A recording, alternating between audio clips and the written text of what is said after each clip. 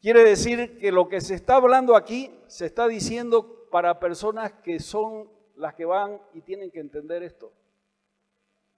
Cuando las manos no se levantan, estamos jodidos, compañeros.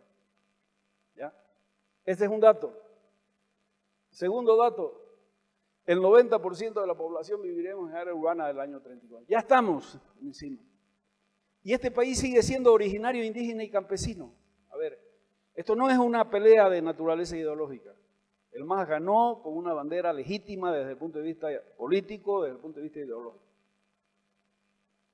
Pero un campesino que deja la tierra, deja de ser campesino, pues no traslada su modo de producción.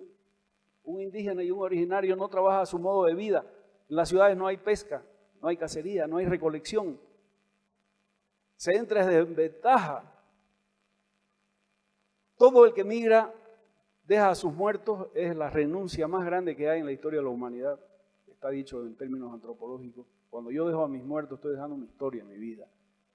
Y el que migra los deja. Y lo que se lleva es lo único que sabe, en algunos casos, su fuerza de trabajo. No tiene más. Bueno, este dato nos obliga a reflexionar a fondo. En la Constitución Política del Estado Plurinacional Boliviano del 2009, no hay una sola vez, lo repito, no hay una sola vez la palabra ciudad. En el imaginario indígena, originario, campesino, las ciudades no existen. Las hemos ignorado. Se ha discutido 8 años una ley de desarrollo urbano. Se ha aprobado sin que nadie lo sepa. No existe. Y la vida en ciudad define una forma de vida, define una forma de producción, define una forma de desarrollo.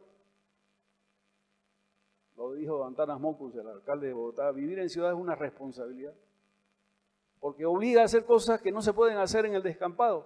El 1 y el 2, por ejemplo, no es posible hacerlo en la ciudad, en cualquier lugar. En el campo sí.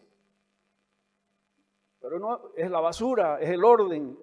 Bueno, ese dato no lo tenemos pensado bien, porque este dato me define mi modo, mi futuro y lo que voy a necesitar y cómo lo tengo que desarrollar. Nuestra capacidad de consumo es menor a nuestra capacidad de producción. Ya está. ¿Acaso los tarijeños son tan borrachos que se van a tomar todo el vino que se produce aquí? Lo de borracho es una poesía, ¿ya? Por favor. Bohemio. No. Tienen que pensar dónde se va a vender. No es más. ¿Acaso el queso de San Javier? ¿Acaso el achachairú de Porongo? ¿Acaso? Pongámosle todos. ¿Nos los vamos a comer? No. Y nuestra capacidad de producción es mayor. Y tenemos que convencer a un gobierno que no le ponga cupo a lo que estamos produciendo, que nos facilite. Envidio a los chilenos una vez más de saber todo lo que han hecho y están haciendo, como los envidio a los paraguayos. En una semana en Paraguay se puede abrir una empresa. En una semana. El año 74, Mariano Baptista Gumucio publicó un folletito, un librito llamado Bolivia, País Tranca. Búsquenlo, léanlo. Es lo mismo con diferencia de volúmenes de plata y de población. Este es un país tranca. Tranca nos pone el gobierno y tranca nos ponemos nosotros aquí. Con vergüenza se ha dicho no debiera haber bloqueo. No debe haber bloqueo, carajo. No debe haber. A veces me exalto con el francés, pero es que es lo que obliga de ver todo lo que está ocurriendo. Estamos frente a una capacidad productiva, un dato para contrastarlo, en 1/3 de la extensión productiva del departamento de Santa Cruz, en 1/3, Chile exporta 16.000 millones de dólares en arándano, en kiwi, la lista es larga, parte nos la ha relatado el compañero. ¿Por qué no podemos? ¿Dónde está? ¿Dónde se rompió el análisis secuencial de todo esto? Si no pensamos en vivir produciendo de manera sostenible, amigable con la naturaleza, fraterna y competitiva, No hay forma de sostener la economía de este país. No hay manera.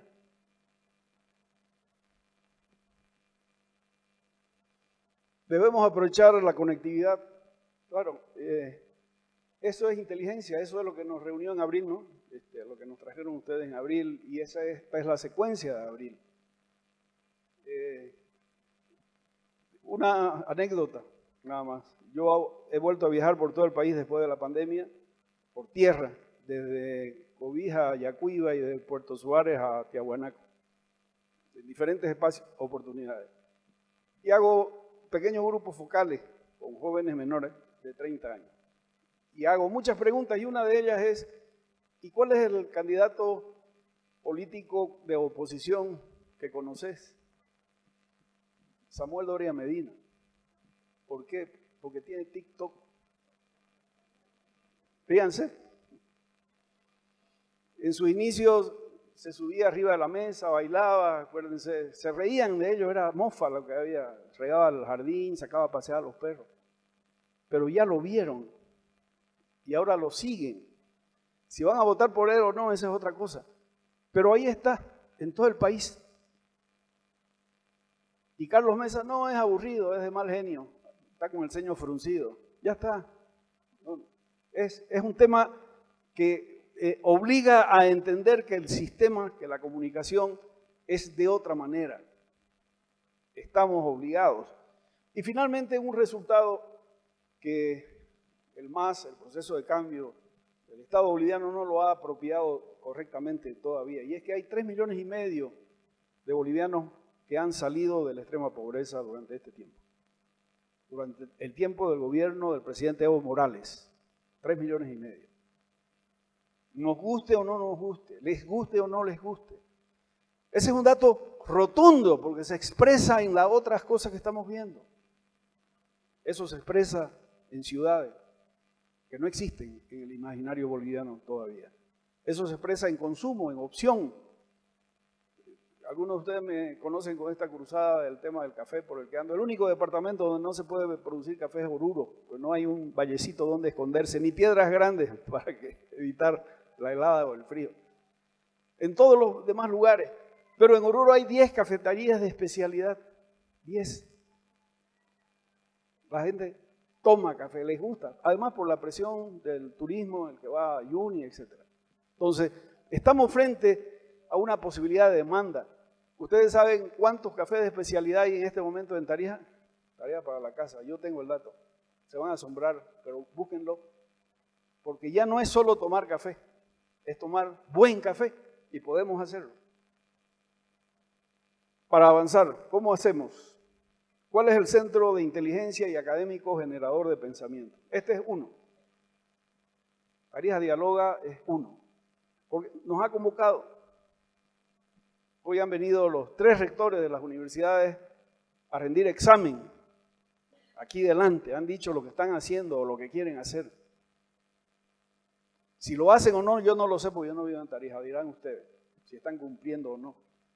Pero lo que no haga la universidad, lo que no haga la academia, no lo va a hacer nadie. Y esa es la visión de mediano y largo plazo. Esa es la visión de futuro. Alguien tiene que hacerse cargo de mirar el futuro. Aquí hay fundaciones, Iván, Pautapo. Alguien tiene que hacerlo de manera orgánica, porque no es sentarse nada más a decir, ¿y qué vamos a hacer después? No, tiene que ser orgánico. 2, tiene que haber un actor dinámico que produzca excedente. Han sido nombrados de manera genérica empresarios. Esto no es tarea para empresarios en genérico. Esto es tarea para empresarios de el vino, de el turismo, de la gastronomía. Tiene que haber un sujeto activo personificado con nombre y apellido. Y no hay la felicidad total y absoluta. No van a ser felices todos. Va a ser el que pueda entrar y competir y desarrollar propuestas. Y esos son los que tienen que estar formando parte de estas reuniones. Y finalmente, la autoridad política territorial que favorezca. Ha sido dicho, hay cosas que el privado, el liberal, el que están queriendo destruir en extremo que desaparezca totalmente el Estado, no están entendiendo este país. necesita que se den las condiciones, así sea con una ordenanza, con una ley municipal, con un decreto, una ley departamental. Se necesita alguien que ayude a dar las condiciones para favorecer al que tiene que hacer las cosas por su cuenta. Decía que vengo de San Julián, la semana pasada estuve en San Pedro, no les voy a decir dónde queda este municipio, búsquenlo por favor, pero he quedado asombrado después de estar en Chuquisaca y de contar en 5 pueblos, que en cada uno de ellos hay 2 pensioncitas para que la gente coma, 2. En San Pedro, a la orilla del camino, hay 46 restaurantes. En medio del monte hay 15 empresas que venden unos tractores de 3 metros de alto la llanta, en medio del monte. Esta realidad objetiva tiene que estar acompañada de definiciones, porque si no hay, se va a dar lo que se está dando, cada uno se las busca, se la dibuja, dibujo libre. ¿Cuál es la economía del sector público? Con este dato ya debiéramos empezar a pensar de manera totalmente distinta. Esto es la distribución, el año 2014, fíjense, 24.000 millones, el proyectado del 2024 es 8.500, ya está. El que espere recursos públicos para desarrollarse, váyase a otro país. No hay manera, porque si además a ese dato le pongo este otro, el presupuesto del año 23, el 62% se sigue administrando en el nivel central. ¿Esto es un país autonómico? Puede serlo cuando de esos recursos el que va a las gobernaciones es el 7%, puede serlo. No, ya está.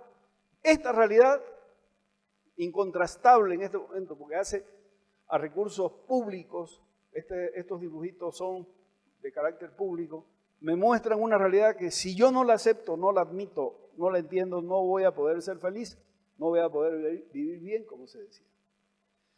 ¿Qué debemos hacer para ir entrando en materia? Convirtiendo nuestras necesidades en programas, en proyectos, en acciones, porque es eso. La reconstrucción más bien tendría que ser del territorio entre urbano y rural. No son confrontacionales como nos han querido mostrar todo este tiempo. Es complementario. En las áreas rurales, en las ciudades no se produce agua, energía y alimentos y oxígeno, no. Eso es en los otros espacios. Y estoy poniendo solo una caricatura para decir, hay cosas que se pueden hacer en un sitio y otras en otro. La necesidad de construir cohesión social, ese excedente simbólico. En un edificio de 15 pisos, en el piso número 7 se está incendiando. Yo vivo en el 9, no es mi problema porque yo no vivo en el 7. No, se va a quemar el edificio. Es la cohesión excepcional y la pongo de ejemplo porque es comprensible. Existe en Chile con relación a los terremotos. No me gusta mi vecino, no coincido, no comparto con él, pero hay un terremoto y todo el mundo sabe qué es lo que tiene que hacer. ¿Cuándo fue el terremoto que tuvo cuando estaba la presidenta Bachelet el fuerte? El 2010. 5 meses antes se produjo un terremoto en Haití. El de Santiago fue 1,5 veces más fuerte que el de Haití. En Haití hoy siguen viviendo en carpas. Esa es la diferencia. ¿Cómo construimos cohesión social? Y esto es materia para entenderlo en el caso de Tarija, porque esto es fácil entenderlo. Ustedes tienen como sociedad departamental, como construcción simbólica, como ejercicio de ciudadanía, más allá de todas las diferencias, una posibilidad de comunicarse de manera que se entienden. Aquí está expresado. Esta es una demostración, esta es una forma. ¿Cómo se multiplican y se sistematizan los procesos para entenderlos? para no volver a cometer los mismos errores. Aquí viene la academia. Este es el trabajo de las fundaciones. ¿Cómo fortalecemos producción y economía? Generando alianzas. Solos no los vamos a... Hay cosas que no las vamos a poder hacer y hay cosas en las que lo público no se tiene que meter. Lo público no se tiene que meter a administrar un hotel. No va a funcionar. Para eso están los privados. Pero lo público tiene que dar las condiciones para que todo esto pueda lograrse. Ustedes empezaron con la cadena uva, vino y Singani. No está aquí Coqui Baracat, creo que va a venir más tardecito. Allá está. Saludos. ¿Le suena esto, Coqui, no? ¿Le suena eso? Bueno. Ya lo hicieron cuando nadie lo pensaba, porque nadie esperó que ocurra un hecho eso. Ya lo tienen. Para el país, a ver, empiecen a ponerle en lugar de Tarija, Bolivia. El modelo de desarrollo no es tarijeño, es boliviano. Hecho en Tarija, es otra dimensión. Construcción de inteligencia colectiva, poner en valor el trabajo de quienes innovan y crean. No necesita mayores explicaciones, lo único que estoy haciendo es poner en contexto para llegar a donde quiero llegar y terminar de compartirlo. ¿Cuál es la síntesis de las tareas? En Bolivia puede ingresar sin invertirse un solo peso en infraestructura en este momento, 3.000 millones de dólares por turismo. 3.000 millones de dólares. Me ha dado la gana de hacer la proyección de cuánto podría llegarle a Tarija de estos 3.000 millones de dólares. ¿Saben cuánto? Está celebrando, 1.000 millones. Le puede llegar a Tarija 1.000 millones de dólares por concepto de turismo. Si les diera la gana a ustedes. Porque las condiciones están. Y se las está ofreciendo al país por toda la crisis. Cómo apoyar conectividad e inteligencia con jóvenes, ciudadanía. Y cómo abordar desde el sur, con el Bicentenario, el oriente, el norte argentino, Paraguay y Chile. ¿Hasta dónde llega Tarija? ¿Hasta dónde quieren ustedes que llegue? Se está reduciendo por los costos los viajes de matrimonio a Punta Cana. Por eso se están viniendo a Tarija. ¿No les dice algo eso? Aquí están dadas las condiciones. Les falta resolver, ¿cuánto? 40 kilómetros en el angosto para terminar de cerrar la ruta y ofrecerla para poner Tarija como alternativa a Salta. En lugar de ir a Salta, ahorita Tarija ofrece más cosas que Salta. Pero denme las condiciones, ayúdenme, ofrézcanselo. ¿Por qué Paraguay? Miramos por debajo del hombro a los paraguayos y debiéramos tenerle más respeto. Paraguay tiene 406.000 kilómetros cuadrados, menos de la mitad del territorio boliviano. 6.100.000 habitantes, casi la mitad de la población boliviana. Un Producto Interno Bruto igual al boliviano, 40.000 millones de dólares. Y un per cápita el doble de los bolivianos. Otra vez, ¿son marcianos los paraguayos? ¿Son venusinos? ¿Qué hacen ellos distinto de lo que estamos? Con un dato más, el 52% del territorio paraguayo es Chaco. Y ahí vive solo el 5% de la población. O sea, el área de concentración poblacional en donde se está desarrollando la economía es en 200.000 kilómetros cuadrados. La mitad del territorio. Y tienen esos números. Y Chile no les voy a contar después de lo que ha dicho el compañero. Ruta crítica. Esta es una oportunidad irrepetible. Este es un momento estratégico. Es augurar, si yo quiero verlo en esos términos. Hay que apropiarse la agenda del Bicentenario. El Bicentenario es un acto único que no va a volver a repetirse. Habrá el Tricentenario, pero ninguno de nosotros va a estar presente. Y ese Bicentenario tiene la opción para Tarija de ganarse el norte argentino. En Tartagal hay un busto en la plaza de Doña Juana Zurduy. Es traer a Güemes y es echarle mano a los intis. Es más cercano de aquí llegar a la tierra de José Vicente Camargo que de Sucre. Y no le voy a contar la historia si los de Camargo hablan como los tarijeños o no. Vayan y escúchenlo si alguno no ha ido. Gracias por los cohetes, porque es señal de que efectivamente nos estamos conectando para que esto sea así.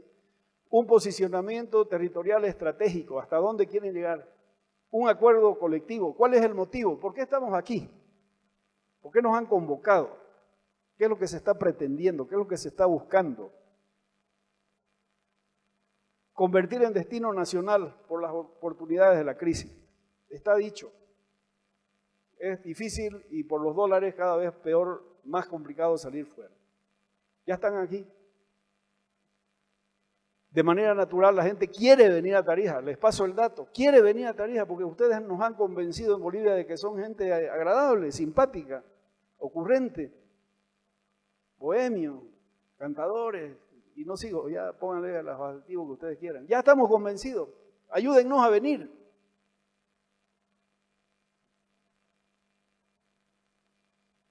Necesitan una alianza estratégica con Santa Cruz. Olvídense que yo soy de Santa Cruz. Hay que hacer propaganda de todo en Oruro, en Cochabamba, en todos lados. Pero la economía que va a generar la alianza estratégica con Tarija está en Santa Cruz. Economía estoy hablando. Y mejor que sea concertada. Porque allá hay un excedente que está buscando ser usado en el departamento y fuera para hacer negocios que sean legales. Con Chuquisaca tienen dos datos, el cañón del Pilaya lo venden ustedes y lo vende Chuquisaca. Chuquisaca no lo usa, ¿por qué? Porque está lejísimo de Sucre. Aquí está a 2 horas. Ya está, el sexto cañón más profundo del mundo. Está Camargo. Recién vino el gobernador de Chuquisaca y han firmado un convenio con el gobernador de Tarija. Hay que ponerlo en valor esto y hacerlo efectivo. Ya termino, creo, ya estoy terminando. Aliarse con el norte argentino, con Güemes, aprovechando el bicentenario, traer a los argentinos, se puede, es parte de la narrativa. Movilización contra el bloqueo, tenemos que hacer una campaña nacional contra esa manifestación de estupidez colectiva. No estoy descalificando la razón de la protesta, porque siempre va a haber razón y van a ser justas. Estoy criticando la forma que nos hace daño. Bolivia es el país de América Latina, del sistema interamericano, que tiene la mayor cantidad de actos de autoflagelación como forma de protesta. No hay ninguno en América Latina en el que la gente se costure los labios, se saque sangre para escribir su protesta, se tapie, se entierre, se crucifique, camine 520 kilómetros para llegar a un pliego petitorio 50 días después para que le contesten, cuando pudo no haber ocurrido, con los bloqueos que estamos viendo. Bueno, paremos, detengamos esta estupidez, porque si no, no nos estamos cuidando. Aquí es donde viene la tesis del maestro.